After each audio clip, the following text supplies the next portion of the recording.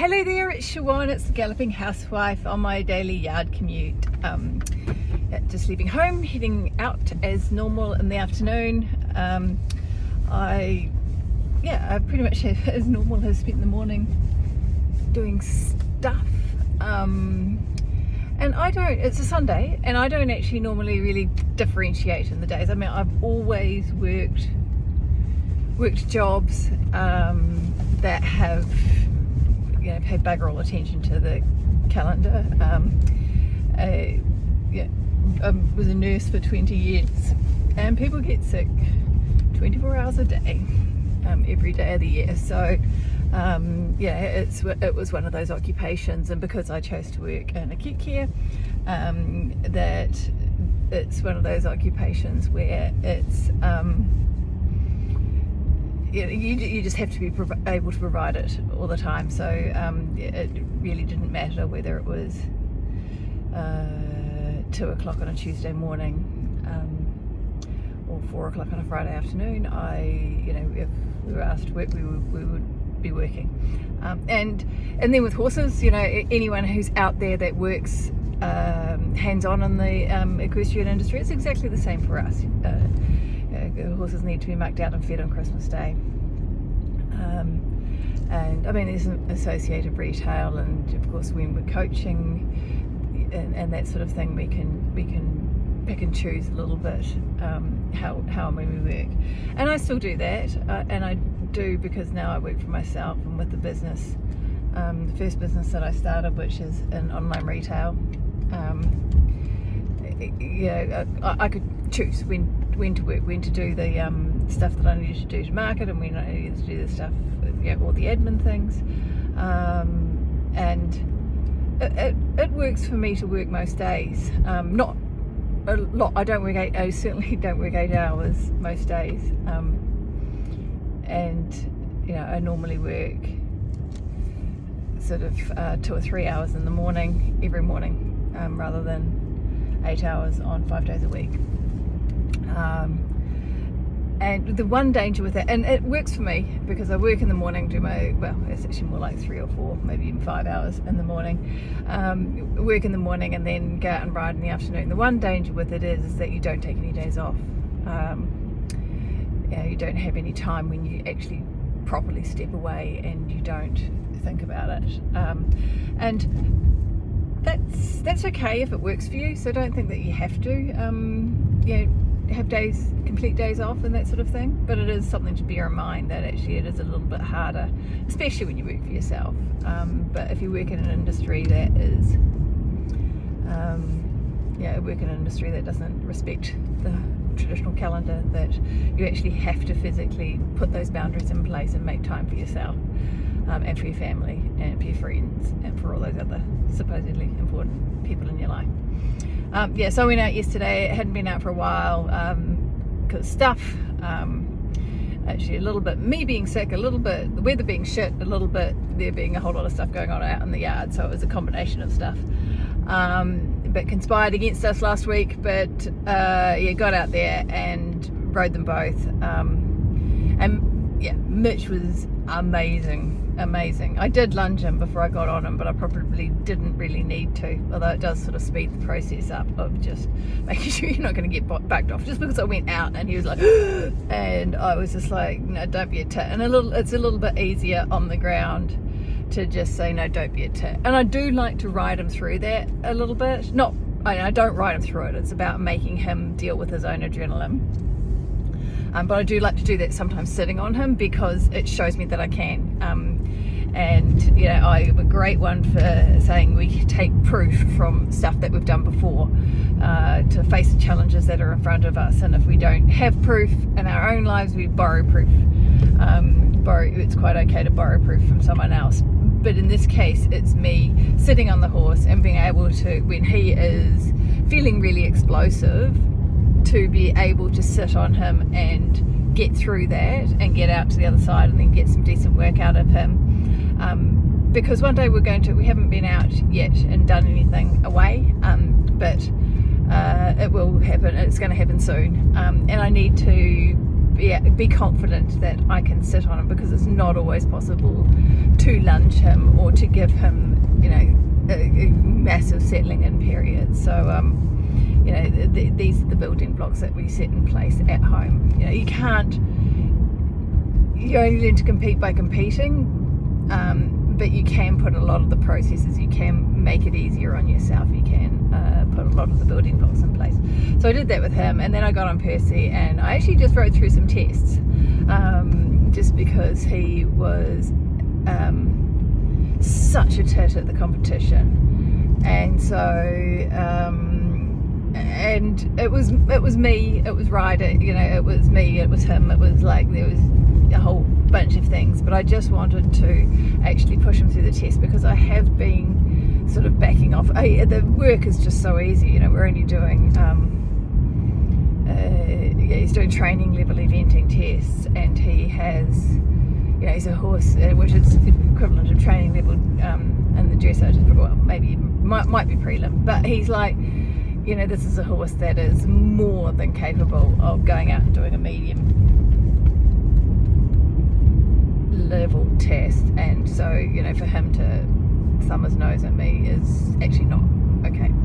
So even if I did warm him up terribly, so I rode through, and he was great. So I'm going to try something different with him, and I'm actually going to go out to a few things, little outings between now and our next event start, and hopefully we'll improve it a little bit, which is fun, and that's the thing, isn't it? There's no pressure on it. It didn't matter. I didn't give a shit about coming middle of the field, but it's still nice to improve. It's still nice to try and go out and fix the problems that come up in front of us.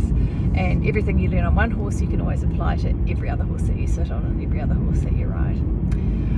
So that's it. I'm actually going out to do pretty much, I'm going to get straight on Mitch today, and school him. And with Percy, I'm going to actually do pretty much the same. I was thinking that I might go for a hack with him, but I'm actually going to sit on him and just ride through these tests. And in the arenas, there's no jumps on the arena at the moment, which is fantastic. It just gives me, there's a lot more space to do what I need to do, which is great. They've done some work out there, and the surface is looking really good, and there's no longer any jumps on the arena, in the corners of the arena. So it's nice. So that's what we've got planned. And then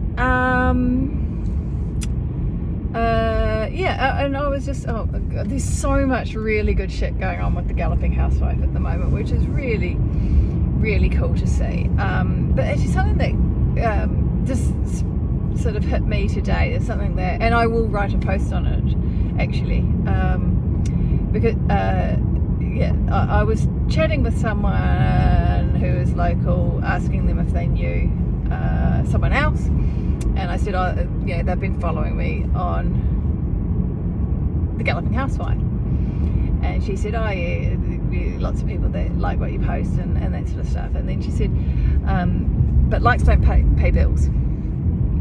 And she's right. She's absolutely right.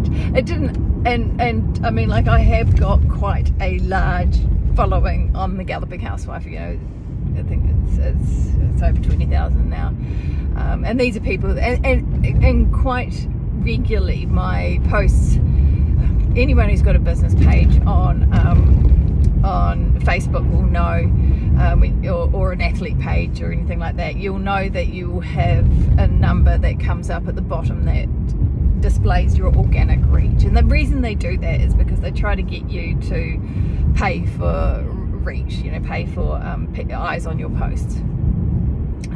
Don't do that, by the way. Never ever boost your post. Don't do it. It fucks with the algorithm. There's other ways to get people to look at your Facebook posts. But yeah, don't ever boost them. But and so mine, I have, and it's really quite regular. Your usual reach on a business page is up to 20% of your, up to 20% if you've got written a particularly good post. and most of them will only get about a 2 to 5% hit. So that's when I'm looking at a reach of 20,000, then 20,000, a 20% hit would be an organic reach of 4,000. So with 20,000 followers, you're looking at about 4,000 eyes on your post. And in the 20,000 eyes on your post, and regularly only really 5,000 eyes on a post if you've got like you've got 20,000 followers. For the Galloping Housewife, because my content reaches sort of resonates with so many people, it gets shared so much, and there is a lot of interaction with my posts. I'm looking, it's regular that I'll get 100% or more, so I will get 20,000 eyes on my post quite happily, and and I've had quite a few posts that have sort of hit the 100,000 mark, and actually one that is about, I haven't checked it for a while, but it was about 2 million, so yeah, quite a few eyes on that one. But the thing is that so I've got not only do I have quite a large following, I have a really quite significant organic reach, and that's great, and I'm so grateful for the fact that people actually give a shit about what I have to say. But that doesn't pay bills. That's not the thing that's going to actually keep food on my table and keep my horses in shoes, and a roof over my kids' head. That's not what's going to do that. And I'm hoping that actually Galloping Housewife, the business, will get to the point where it does significantly contribute to our household income. It's a long way off that. But there is this, what I'm here talking about today is there is this illusion. There's this illusion that people that have a large following, for whatever reason, that's about money. And like it is possible like on some social media platforms that you can make money out of simply being followed. YouTube is a prime example of that. When you get to 1,000 followers, 1,000 subscribers, and then you can choose to monetize your following and have paid advertising and that sort of thing. And there are a lot of people that make a very good wage with that. For a start, these posts go up onto YouTube and I put nothing into them, and I wouldn't expect people to want to advertise against them. That is not the purpose of these. But even things like the Instagram influencer, they're not getting paid by the number of likes. They're getting paid because they've got affiliate people that want to join with them, because they've got a large audience, and so that people are likely to pay attention to the products and the services that they talk about on their channel, and that's what pays their bills. And there's all this talk about influencers being bad, and I'm like going, well, actually, they're vacuous and all that type of stuff, and it's like, well, actually, maybe. But I'm the first to admit that I will sit there and flick through my reels. It's probably my biggest guilty pleasure when it comes to social media. The real mindless shit that I do is just cruise through Instagram reels. And I do it for entertainment. I do it because there's some really fun, there's a lot of shit, don't get me wrong, there's a lot of shit out there.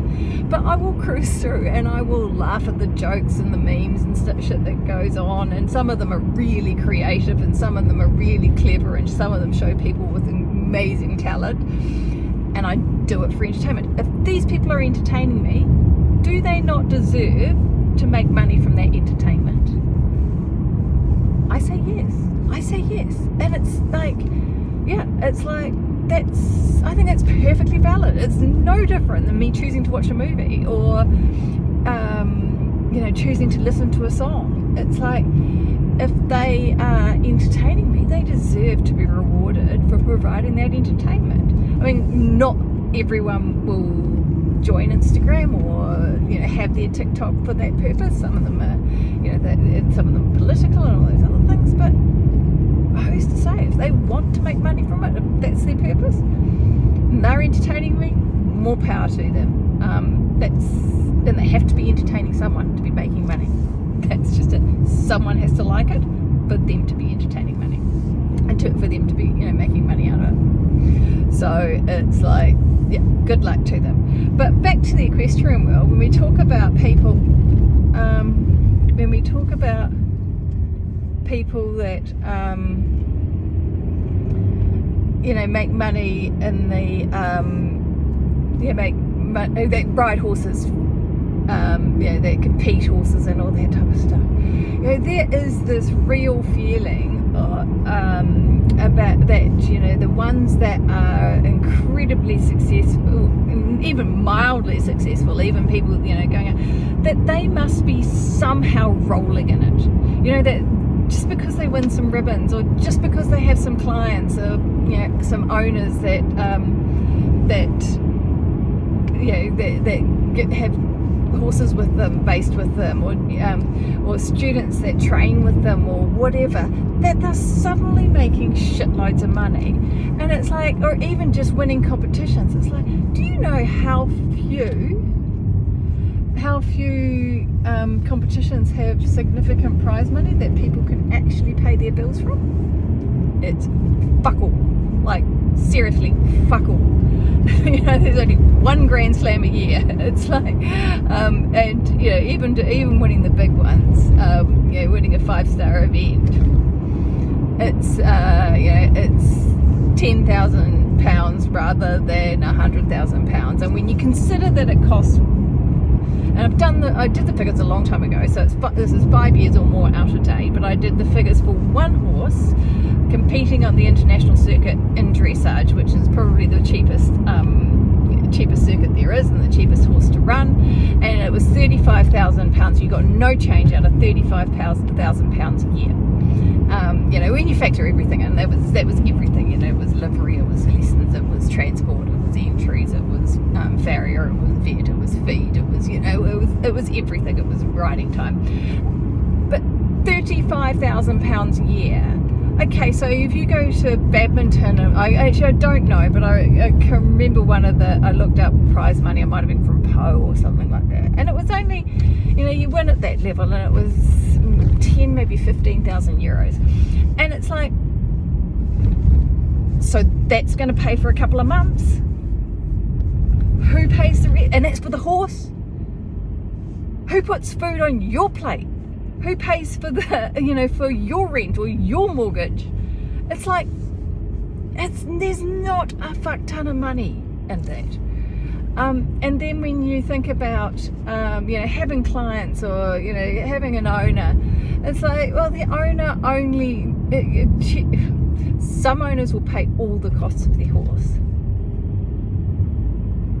That's it. They pay all the costs of their horse.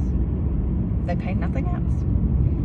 So it's not putting food on your plate, it's not putting a roof over your head, it's not paying your power bill, it's not paying your therapist bill, it's not putting you, sending you on holiday. It's like,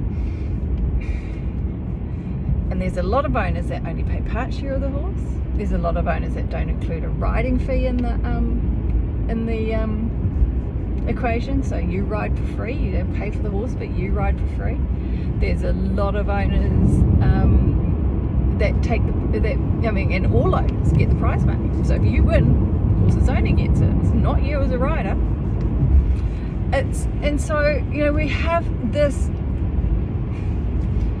We have this complete misunderstanding of what people are making out of this stuff. And I'm not saying that these guys are hard done by necessarily. I'm not saying that everyone's out there on the bones of their ass and broke as a mofo, you know, riding horses or being a coach or whatever the fuck it is. What I am saying is that there is this disconnect between what we imagine and what is their reality. You know, it's like, yeah, it's just what you think and what is actually happening there are two different things. Yeah, and just going full circle, bringing it back to me. I am, I do quite nicely, thank you very much, but I do quite nicely outside of the Galloping Housewife. At the moment, the Galloping Housewife is not making me money, and so all the likes, all the comments, it is great and it's fantastic and it's building an audience, and I have sold some courses and I am seeing amazing changes in those women, and I know that there will be more, and I'm really excited about that, and I'm really hopeful that I will get to the point with the Galloping Housewife where I can concentrate on it fully and where it is actually, like I said, making a significant impact on our family income. But all the likes and all the comments and all the admiration, that's not money, and it's the same for everybody else. All the likes, all the comments, all the admiration, don't be fucking jealous of it, because it's not making that much difference to their bottom line. Don't equate any sort of celebrity with with any sort of return, any sort of financial return on their behalf. Right, so I am not far from the yard now.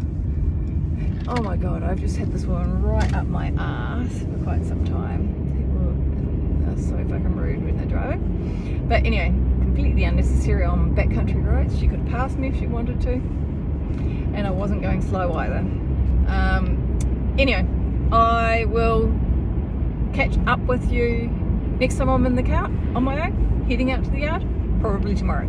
Alright, see you now.